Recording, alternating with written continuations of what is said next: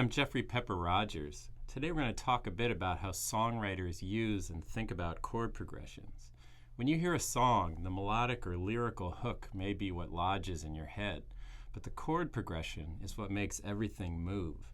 Every songwriter needs to be fluent with chord progressions, but the process of figuring out which chords to use and how to sequence them can be mystifying.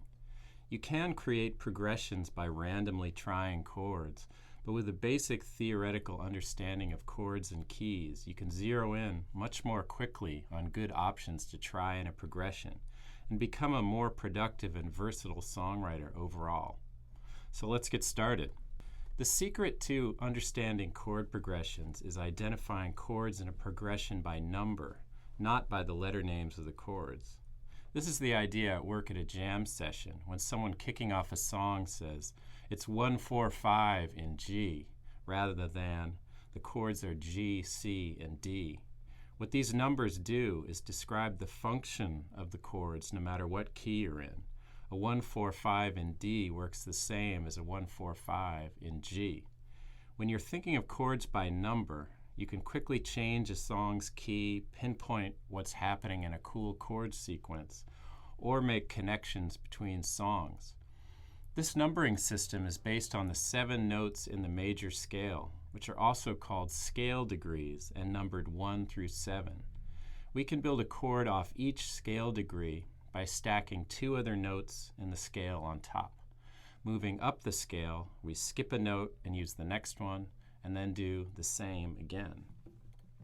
To build a C major chord from a C major scale,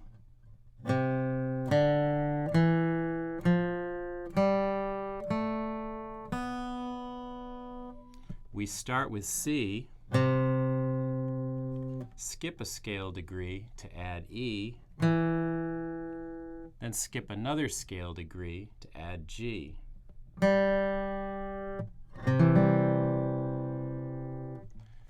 To build a chord rooted on D, the second scale degree of C major, we start with the second scale degree and repeat the process, giving us a D minor chord, our 2 chord in the key of C. D, F, A.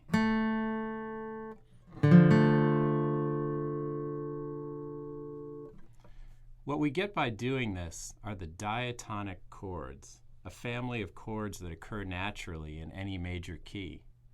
Push it all the way to the 7th degree of the scale, and you get the 3 chord, E minor, the 4 chord, F, the 5 chord, G, the 6 chord, A minor, and the 7 diminished chord, B diminished. So let's use these numbers to run through a few diatonic chord progressions, starting with the most basic. Some songs don't change chords at all. They simply hang out on the 1 chord and rely on the melody and groove to maintain musical interest. 1 chord songs like John Lee Hooker's Boom Boom and Muddy Waters' Mannish Boy are a primal form of blues. Other 1 chord gems include Creedence Clearwater Revival's Run Through the Jungle, Chain of Fools, Steely Dan's Showbiz Kids, and Beck's Loser. Even though these songs don't change chords, the accompaniment still moves, often with a bass line or riff. Here's one idea in an R&B vein. 1, 2, 3, 4.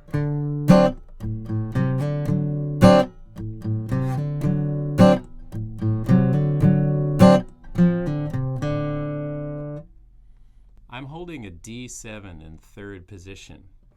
Keep your fingers in place on the 4th and 3rd strings as you play the bass line in measures 1 to 3.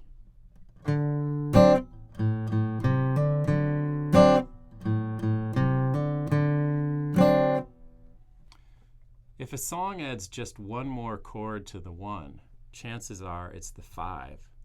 The move from 5 to 1 is fundamental.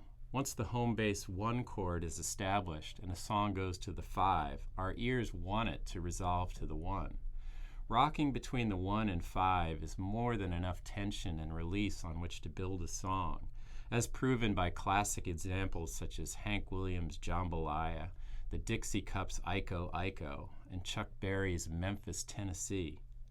Here's a 1-5 progression in C with a rock feel. On the C, mute the 4th string by leaning your ring finger against it, and mute the 5th string in the same way for the G chord. 1, 2, 3, 4.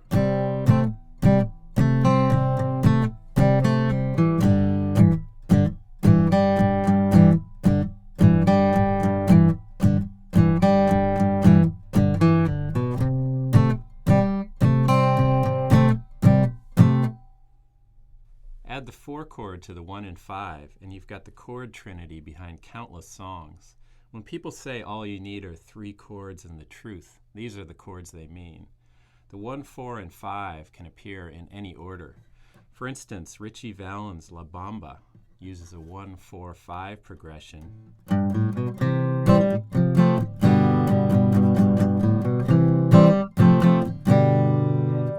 Neil Young's Helpless is 1, 5, 4.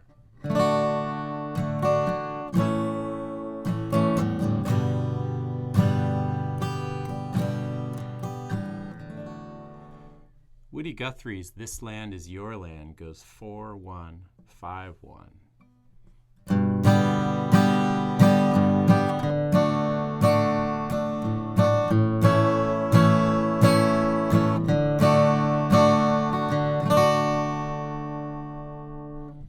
Here's another variation, 1, 4, 1, 5 in waltz time. Take it slowly and let the bass notes ring. 1, 2, 3.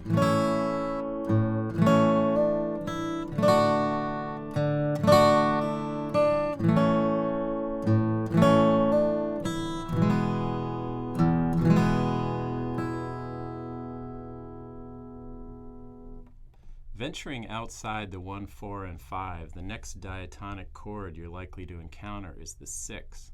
Many chords move between the 1 and 6, a smooth change because the chords have 2 of their 3 notes in common. The Isley Brothers' Shout is almost entirely 1, 6.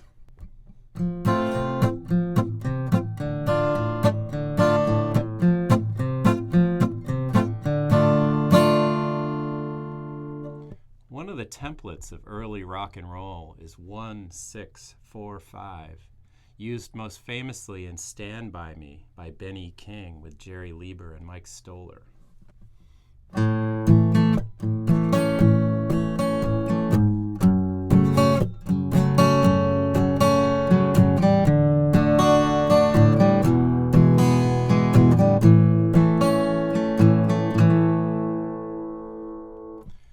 The same sequence is heard in the verses of the Beatles' Octopus's Garden and the Police's Every Breath You Take. Reorder these 4 chords and you get the progressions for tons of other songs, such as John Denver's Country Roads.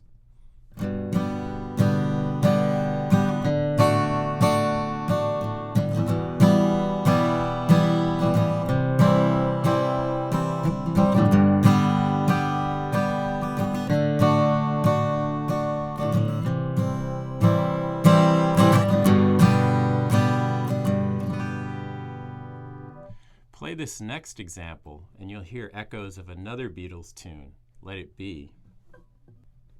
1, 2, 3, 4.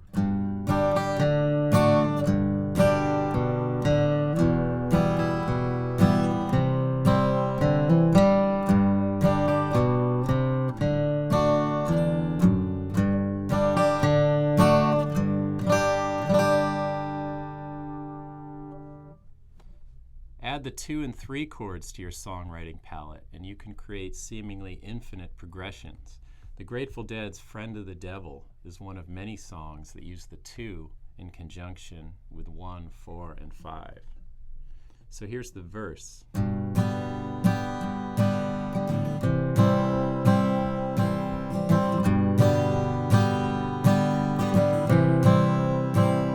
That's just between 1 and 4, and then on the chorus,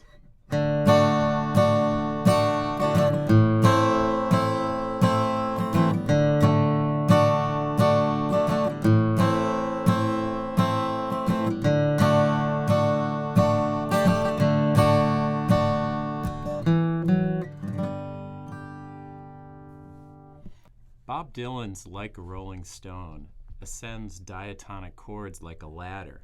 The verses start with 1, 2, 3, 4, 5.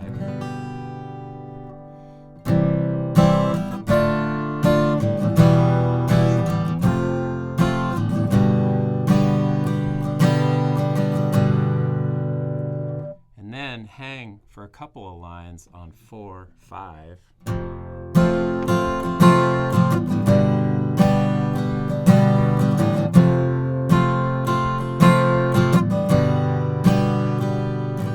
And then go right back down, 4, 3, 2, 1.